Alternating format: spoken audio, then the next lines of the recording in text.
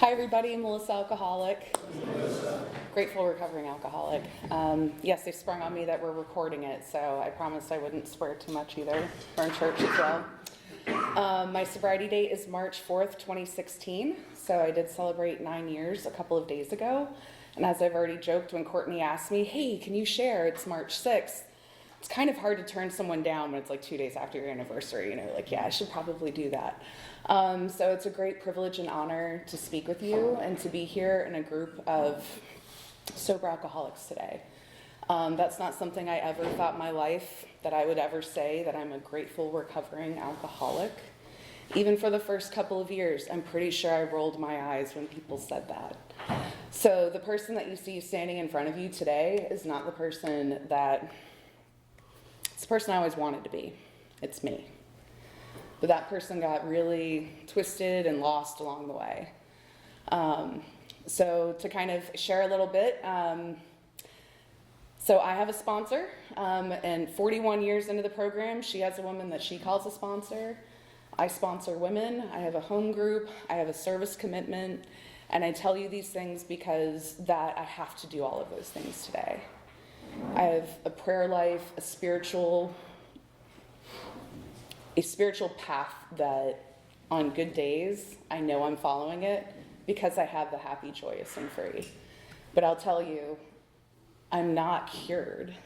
I'm still a restless, irritable, discontent soul.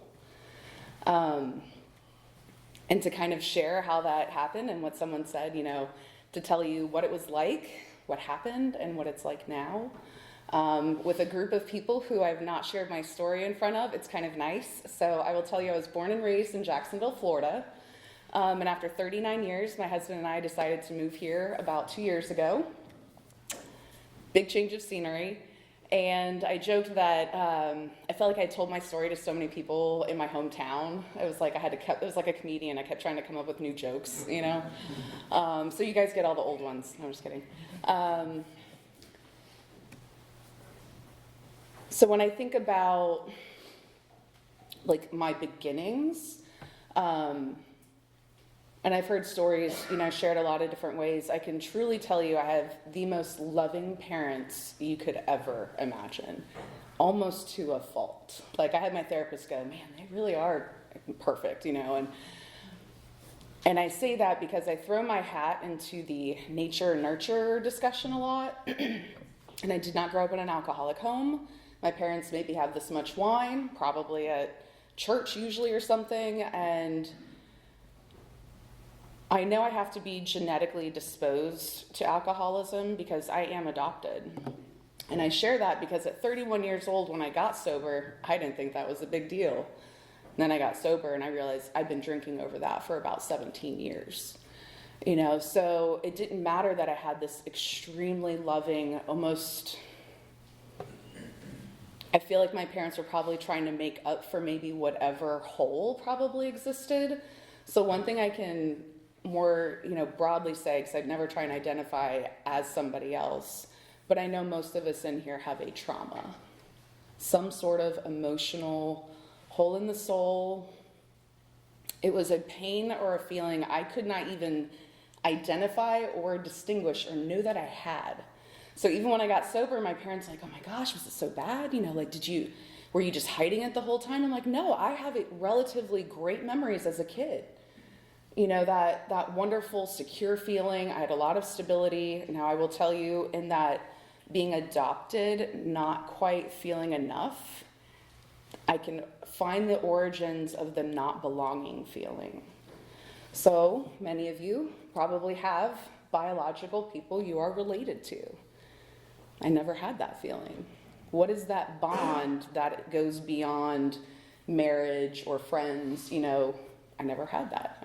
I don't have a biological bond to another human being. I have a lot of spiritual bonds, but I always was like, as a kid, thought that was like the end all be all, like blood is thicker than water kind of thing. And I felt like I missed out on that. It didn't matter how much I love my parents. I can remember my very earliest memory of fear, probably around 5 years old. It was, I think, 1989, and I remember something on the news, and there were 2 girls that had been switched at birth. And the biological family wanted to go, and they wanted to get the other girl back. And I don't know why, and I don't know if I talked to my parents, because I was so small I probably didn't understand it, but I was terrified that someone was going to come take me away. I didn't know that, so the feeling of not being comfortable in my own skin, not feeling like I belonged, I tended to have really unhealthy motivations for things in life. And that for me manifested itself in being an obsessive overachiever. I was that annoying perfect little kid who was striving for all A's. I was president of 5 clubs in high school, and ballet 20 hours a week and National Honor Society, and it was never enough. It was enough for my teachers, it was enough for my parents, but if I didn't feel that I was accomplishing something, and I didn't have to compete against anybody, it was against myself, I never felt worthy, so that perfectionism and that desire to be the best came to a screeching halt right about college. So to kind of share where alcohol comes in, because we're all a little twisted before we actually take that first drink or drug. And for me, there was always dysfunction at some relative level, looking back on it. Never had a full-blown eating disorder with ballet, but always wished I was less, self-image, insecurities, those things, seemed normal at the time. And I think it was about, because I laugh, going to church sometimes I could get a little buzz off of communion wine or something, oh, that wasn't so bad. And they wondered why I was always volunteering to be an altar server. Funny how that happened. I'd never seen somebody drink the way that I ended up drinking. I don't know if it was my friend and I. So right around middle school, and I went to a private Catholic school, very, very small. There's 20-something kids in my 8th grade class, and going into high school was terrifying for me. Because all of the other big schools all kind of knew each other and fed right in, and there was only a few of us that were going. So my friend and I, and it was the summer before I went to high school, it's that 13, 14 year, and she came over. So when I told you about my parents and not having any alcohol, so they had the liquor cabinet that had all the weird stuff you don't drink, like amaretto, or just weird, whiskey from Vietnam that hadn't been opened, you know what I mean? And I didn't know how to drink. So we stood over the kitchen sink and chugged until I couldn't. And that was my first experience, was a blackout at 14, waking up on the floor of my family room and my friend's mom coming to get her. And so, of course, her mom can tell she's been drinking. And as a good best friend does, she told her, no, Mom, it was just me, it wasn't Melissa. Always getting away with stuff, guys. And she was told we couldn't be friends anymore. So the very first time I drank, I lost my one and only friend going into high school that I already didn't know people. So that fear just got bigger and bigger as I got older. I just didn't know it. I was very disconnected from that unhealthy, persistent desire to just, do something, I don't know. And so that's why I laugh. So when college hit and I found that, I can do a 2:00 in the afternoon class and no one really knows if I went. I don't have to be the president of the club. Parents are hundreds of miles away. And I thought that was freedom. I could do what I want when I wanted. No one had to know. Isn't that what I always wanted? Of course, consequences start finding you at that point. And so for me and my story, I don't have jail time. I don't have DUIs. I have an underage drinking ticket from college, which I thought was a rite of passage. I called my brother and his friends, and they're like, oh, congratulations. It's so weird. But I knew something was wrong when I drank. Even in high school, I could drink as much as any of the guys or more, and I thought it was cool. But I never felt what everyone else was feeling. And I was trying to do what they were doing, but when you're a blackout drinker the first time, there's no going back. You don't catch buzzes. You just cliff dive. So that was my MO. I drank as fast and as hard as I could. At some point, passed out, blacked out, threw up, maybe rallied, who knows. But I was always able to find someone who's worse off than me, or at least in a safe enough environment that bad things really didn't seem to happen. But they did happen to people I know, just like in high school and college and things like that. I did have to pick up trash on the side of I-10 in Florida, for my community service. But at that point, I just knew, okay, just don't drink. Like, you need to buckle down, don't lose your scholarship, like that old Melissa kicked in of like, your act together. And I knew I couldn't drink to get it done. So I think the last couple of years of college, I didn't drink at all. And aced everything, and then got out of college, moved back home, really didn't know what I was gonna do. The 2007-08 recession hit, and all the people that were being flown out for job interviews the year before, there were none. And I was like, okay, maybe I'll just keep going to school. So I ended up getting my graduate degree, finished that up, and I had been able to somehow figure out that as long as I didn't drink liquor, it wasn't so bad. I didn't like beer. So I was like, wine. Wine's good. Wine's classy, evening time. I could do my online classes. I don't know, it seemed like that's what adults do, right? I think they even show on TV today, oh, do your online classes and drinking a glass of wine, whatever. And I remember starting to get this weird sneaking feeling in the back of my head as I looked at my unknown future, where I had always had everything planned out. The next week, the next month, 5 years, the degrees, everything had been planned out. And then when it stopped, and I was like, I go to work and I pay my bills and this is it. Oh, I don't know about that. I want it to be fun. Let's make it more fun or relaxing or something. So bringing alcohol back into the equation of coping with life. And so it was almost if I didn't have alcohol, I was doing the crazy obsessive achieving workaholic. That's what comes out of me when I don't drink, guys. And the alcoholics, I hate everything and don't want to do anything. And I'm always battling those two sides of myself. And I ended up working at an office that, boy, were we all alcoholic together. There were some chefs there. If you know anything about chefs, they really can hit it hard and not just alcohol. I share this and it's so humbling to me. Try not to cry. So we had a woman who ended up dying of alcohol poisoning. She was in a coma and had poisoned herself. Her body shut down. And I remember when someone was upset about it, and I said, don't be upset, she did it to herself. That's how little I cared about my fellow human being, let alone someone who suffers from, obviously, what I do too.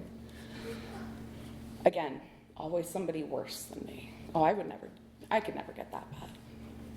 And then even just a few years ago, there's another chef who ended up being fired he was on so many drugs, we just couldn't even get him through a day of work. And he would not accept the offer of help. And I got a text about a year ago that he had passed away. And I don't know, being in some of those work environments and it normalizes it. I'm really good at normalizing things. We were just all heavy, heavy drinkers. My boss was a bottle of Crown a night guy. It was just very common. But again, that dysfunctional relationship. So I was always somebody who could get a guy, get a job, get a car, but could I keep it? And once I had it, did I know what to do with it?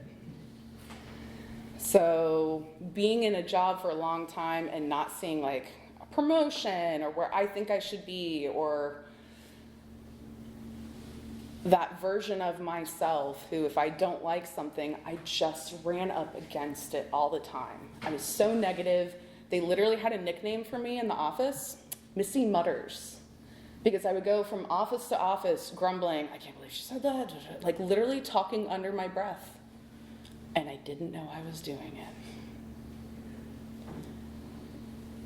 It's exhausting to be that negative against the world on a day-to-day basis.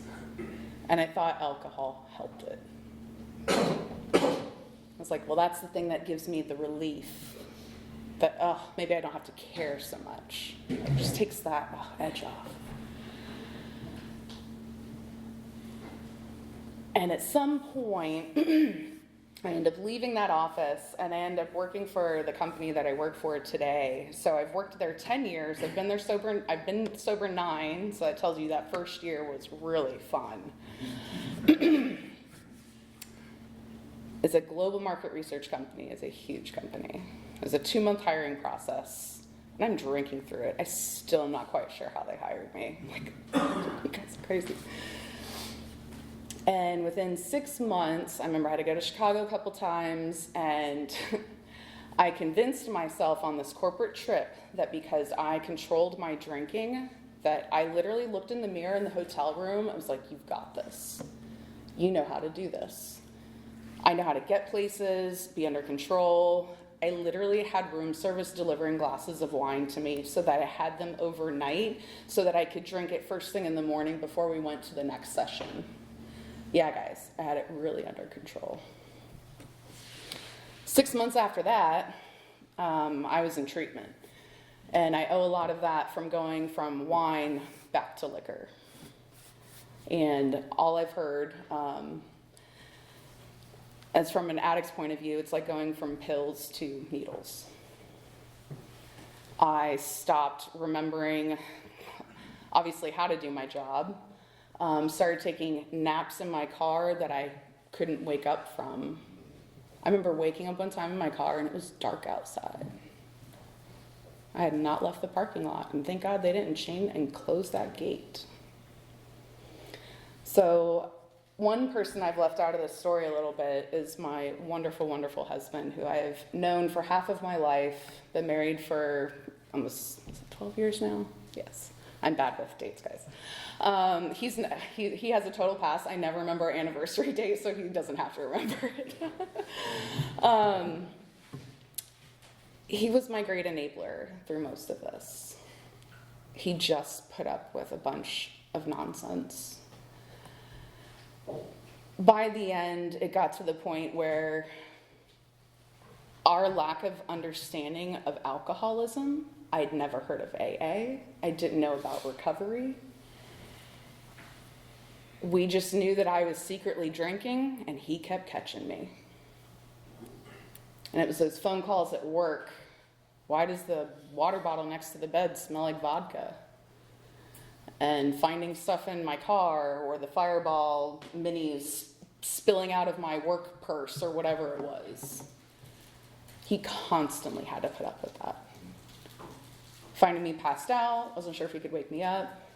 Having to leave work because, no, I didn't get a DUI, but people had pulled my car over somehow and gotten a hold of my phone and were able to call him. And he had to come find me and get me home. So to say that our marriage was not doing so great by the end, I mean, I wasn't doing great in the beginning either. Alcoholism twisted me, it twisted him, it twisted us. And so by this time of years of that, I just, today I know obviously it was never done on purpose, and I can't take any of it back, but my living amends to him today is I text him when I get places, I text him when I'm leaving. He knows where I am.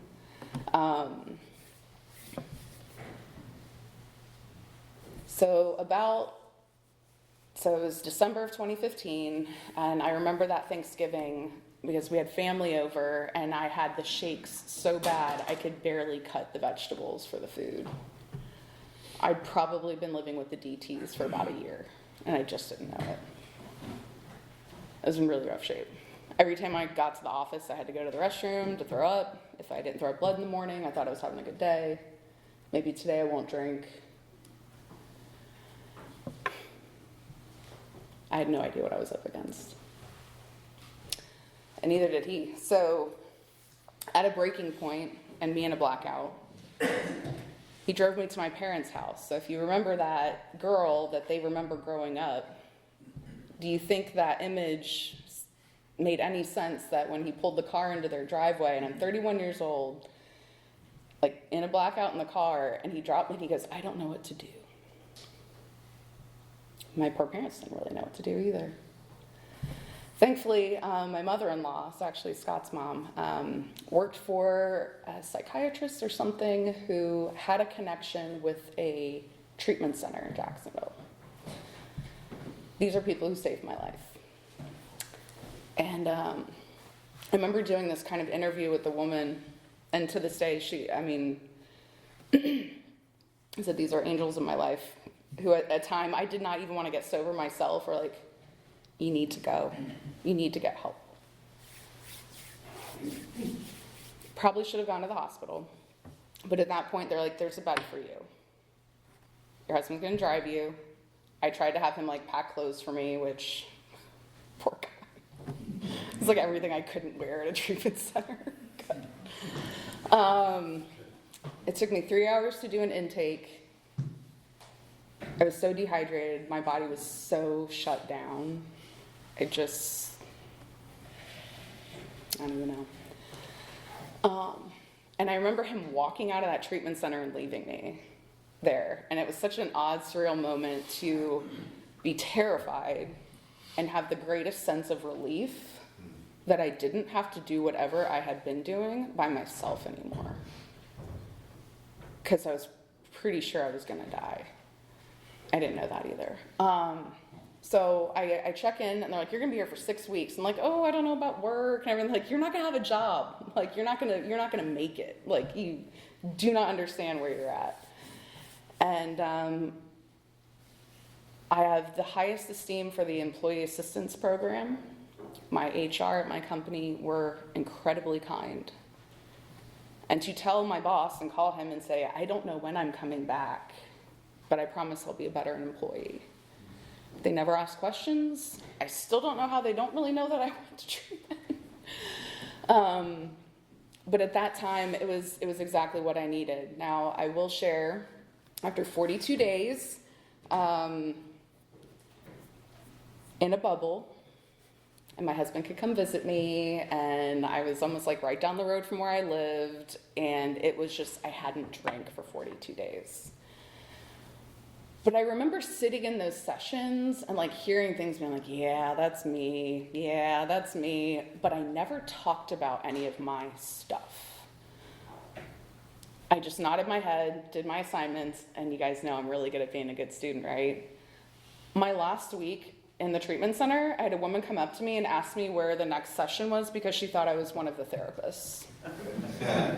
I'm really convincing. Convince myself. What are you doing when you leave the treatment center? Are you going to halfway house, sober living? No. My husband, no, we're fine. We're good. I'm good. Okay. The week after I was out, my husband literally tried to drive me to the meetings that they had been taking us in treatment. Now, remember I said I was born and raised in Jacksonville, Florida.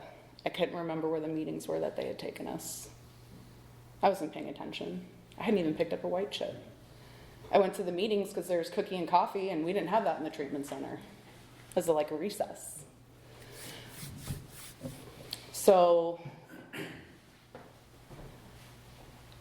not realizing that you have to want to be sober. Can you stay sober? And it doesn't matter how much everyone else wants you to be sober or that you should be. Didn't matter. So I got to the point of finding out what it's like to powerlessness. I didn't know what the first step was. Well, I found out.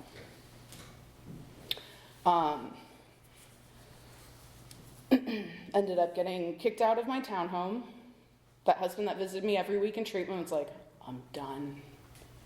I cannot even imagine you not drunk, is what he said. He was just done. So I moved in with my parents into my parents' house, into the room I grew up in on the pull-out couch. I'm a graduate degree, cushy job. How did I end up here? How was I not smart enough? Shouldn't I have figured this out? I can figure everything out. That's weird. This isn't working right. And I remember them saying that you need to do an outpatient program when I was in treatment. Yeah, okay, those are for people who need help. And I called back out from work.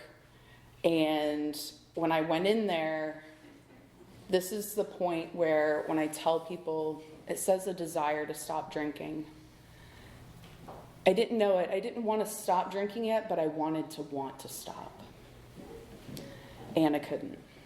And this is the point in my story where I end up drunk at AA meetings, where there's maybe 6 people around a table for a book study, including my sponsor, and trying to tell everyone I'm not drunk as I'm falling out of my chair.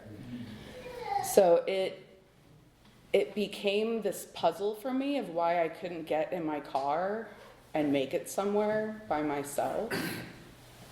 And in the book, they talk about strange mental blank spots. And I know what a compulsion feels like when you don't even feel control of your own body and you're doing something that you had zero intention of doing. And I didn't know how to make that stop.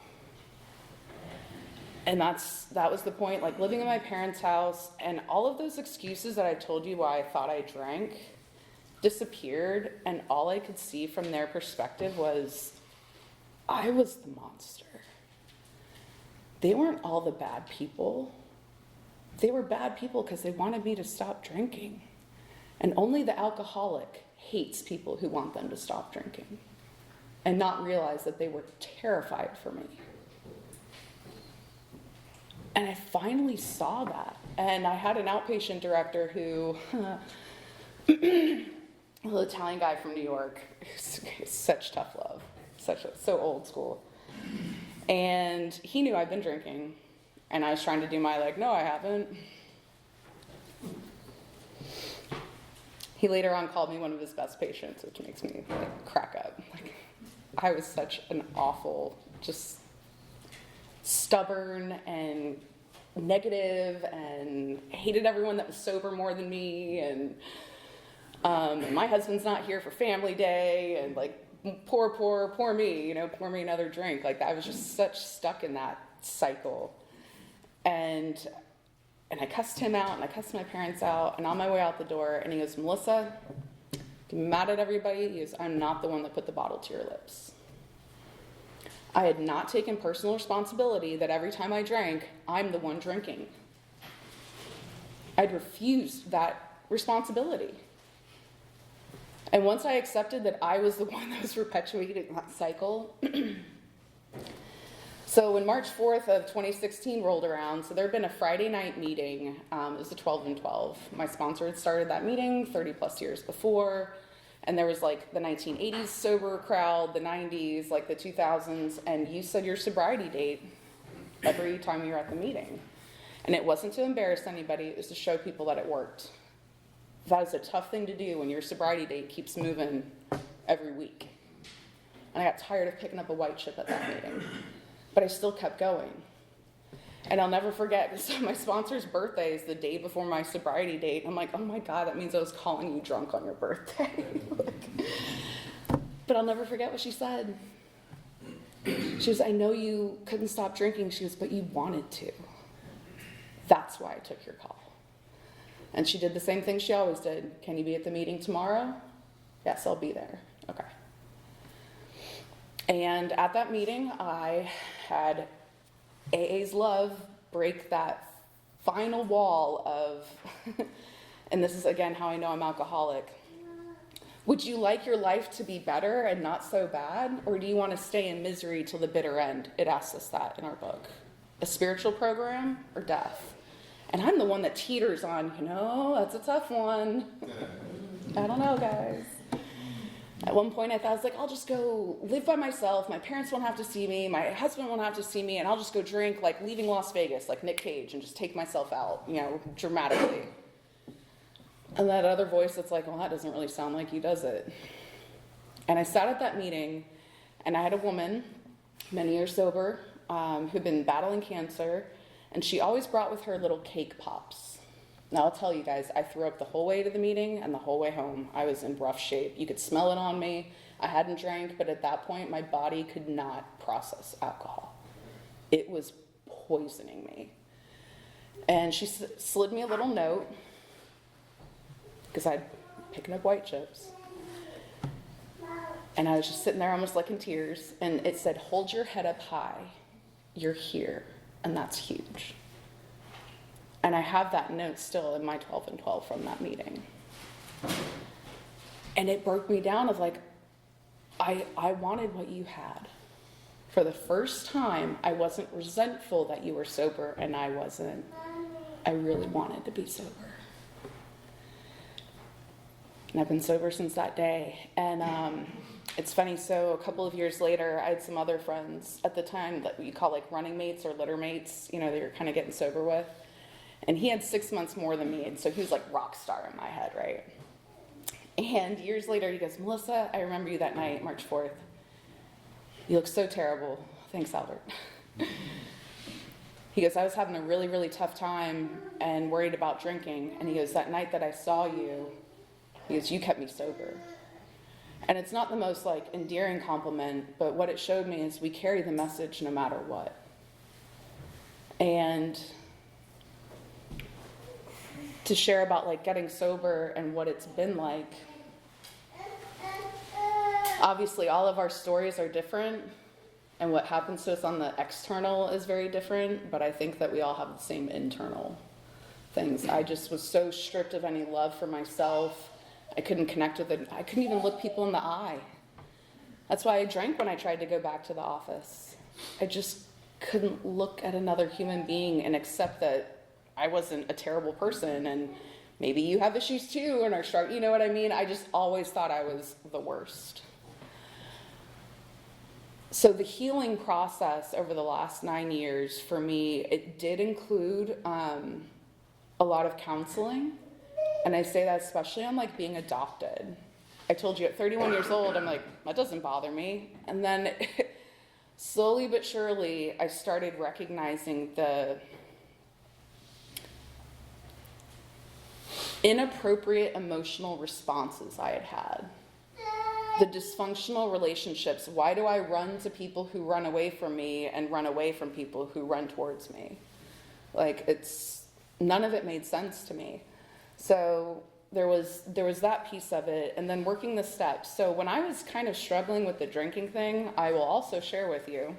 So friends of mine were starting to do the steps, and when they told me about step 4, and I listened to what they had to do, I, in my head, went, nope, not doing it. And I wonder why I kept drinking. So today when I have sponsees, and it says in there that step 4 is where the rubber meets the road, I never push anyone before they're ready, but I don't want someone sitting in early sobriety, like for too long. We've got to get it out. I have so much emotional baggage, so much repressed junk. And you know what I found out through step 4? A lot of it wasn't even mine. Family dynamics from before I was born. My biological mother kept me as a secret from her family, so apparently I'm genetically predisposed to keeping secrets really well too.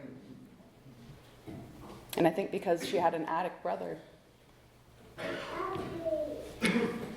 So the things that I came to realize through the steps were everybody has pain, everybody is addicted to something. It's just, how much can I see of it? We're not the only ones addicted. Every human being out there is. It could be addicted to being liked, social media, helping people. I've seen people get addicted to AA. And when COVID happened and they couldn't go to meetings and be that AA person, they went back out. So I'm so grateful I have a sponsor who, yes, meetings, steps, sponsorship, all of that. And then for me, what became such a huge part of my sobriety is the 11th step. So at 9 months sober, if you can believe it, I went on a silent retreat. 2.5 days. Didn't talk like as much, really tried not to. And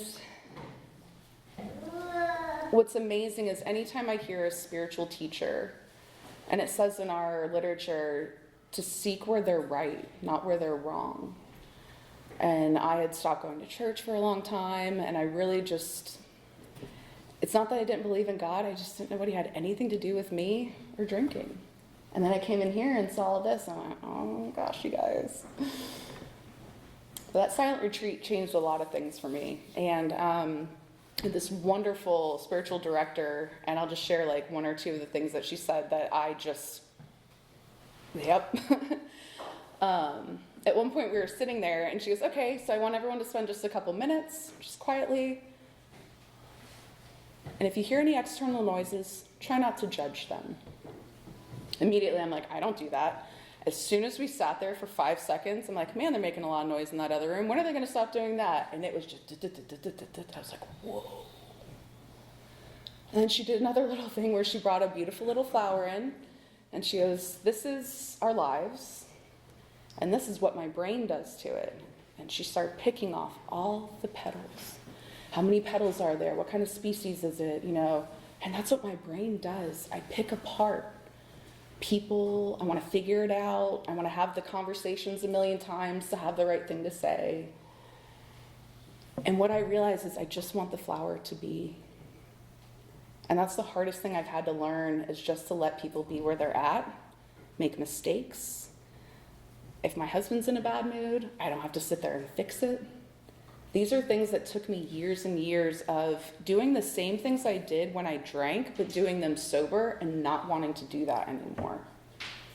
And it was really strange those first couple of years why I would still have like these crazy fights, you know, with my husband, and I thought I needed to drag him to therapy with me, or like I was really hoping he was an alcoholic and we could just like do AA together. And no, guys, sorry. So he's a normie and a bartender. Totally so strange. Like comes home sober with all of his cash, like really weird.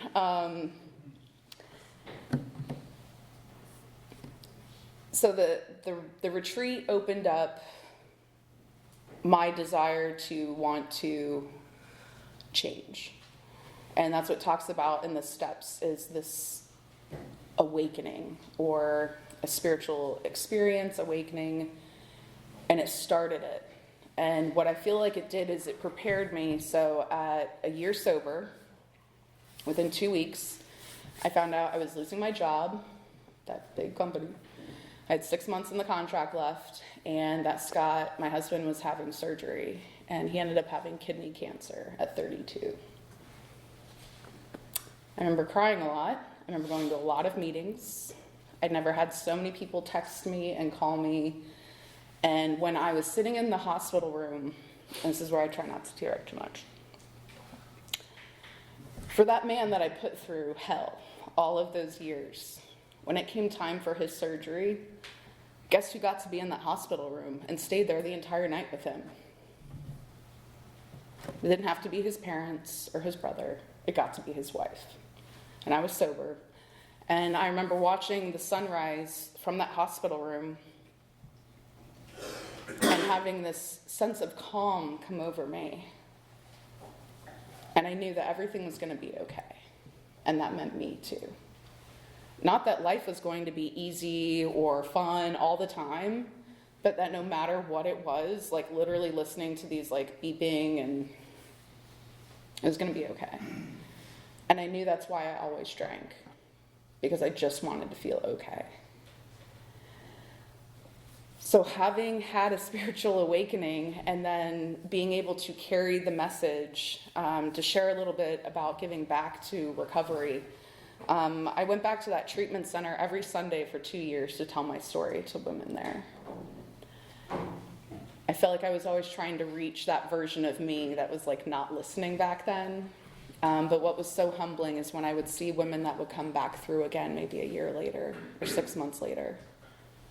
And I realized how grateful I was to be on the side that I was. And it was so cute when they would raise their hand and they'd be like, hey, I remember you shared your story the last time I was here. And I would always look at them and go, I remember you. I'm not different. I've had so many experiences. of breaking down the walls of thinking that I'm somewhere up here or down here. And I've had very wise people tell me, turn the ladder sideways.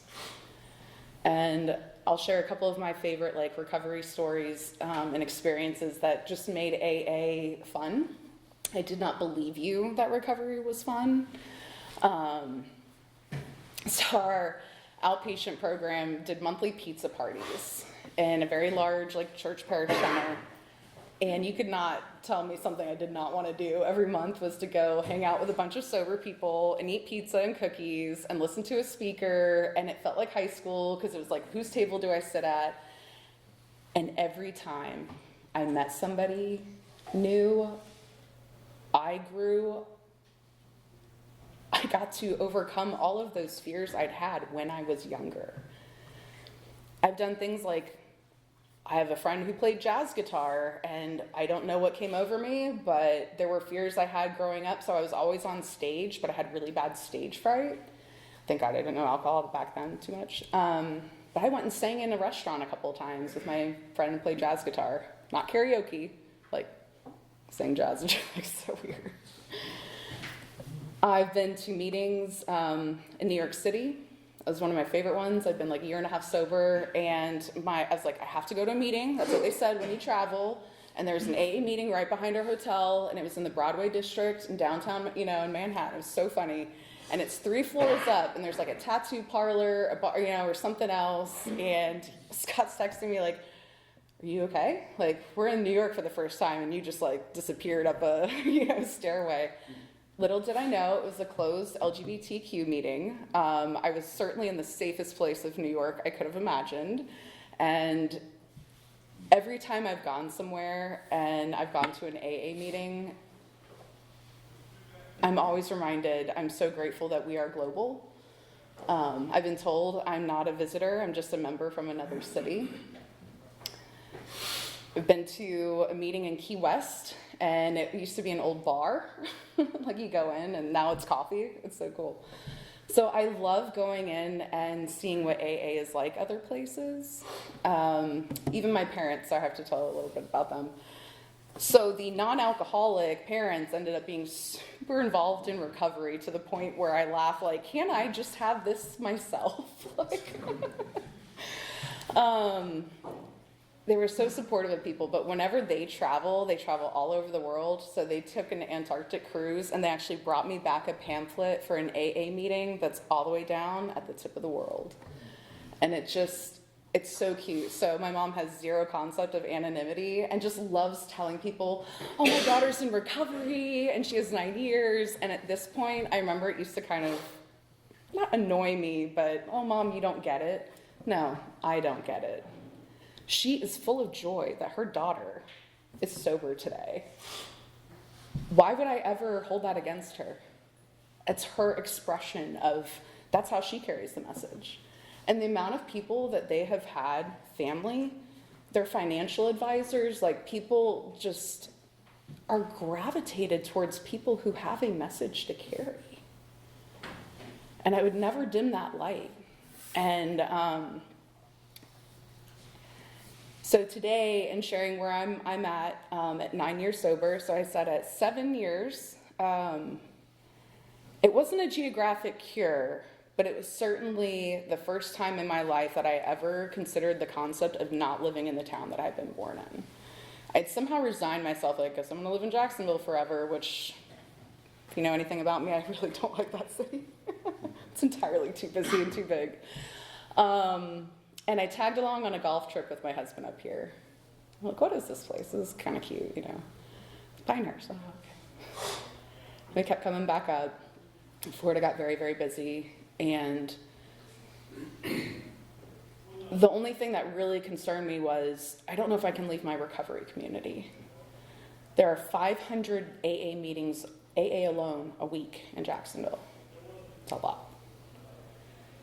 I was on the speaker circuit. I had meditation outreach. We had a meditation center. It's where all the people were that I got sober, family. And to leave that and to do what I considered I'm so grateful someone said this to me. I go, it wasn't a midlife crisis. She goes, no, midlife change. And I was like, thank you for making it seem less like traumatic. And this is how I know I have the way my God, my higher power works in my life. So when I let my sponsor know, and this was not an impulse thing. This was many months. Remember the planner? I had a whole list of things that we had to do before we moved here. Checked all of them off. And when I told this woman in Jack, I'm moving to Pinehurst. Nobody knows where Pinehurst is, by the way, in Florida. Golf? Okay, yeah, okay. And she goes, I have a friend who lives there. I said, what? She goes, yeah, a friend that I got sober with in Ohio decades ago lives in Pinehurst. I'll give you her number and her email. Okay. And I was told, and I watched people who were new, you go to meetings, you raise your hand, and you act like a newcomer. And so I was like, I've got to do this. And so I tried to do that as much as I could. And she goes, no pressure, come meet me Tuesday night, the upper parking lot. And she met me outside. It is my home group today. Didn't plan on it because I didn't want to have another Tuesday home group like I have my whole time. But who knew that I already had, AA already had a soft landing place for me. I never have to worry about that. Recovery is always where I'm at. And that's what my sponsor tried to tell me. She goes, your foundation and your sobriety goes with you. And it's not in a meeting and it's not with me. And so my prayer and meditation practice, I joke, is like my bottles in my purse. If I can't be at a meeting or calling my sponsor, how do I feel safe inside of myself? That girl that couldn't get in a car and not go to a liquor store, it's a miracle today. So one foot in front of the other, I'm grateful for one day at a time. When someone said a life beyond your wildest dreams, again, I rolled my eyes. 9 years ago, certainly did not think my husband's wedding ring was off. I wasn't living at home.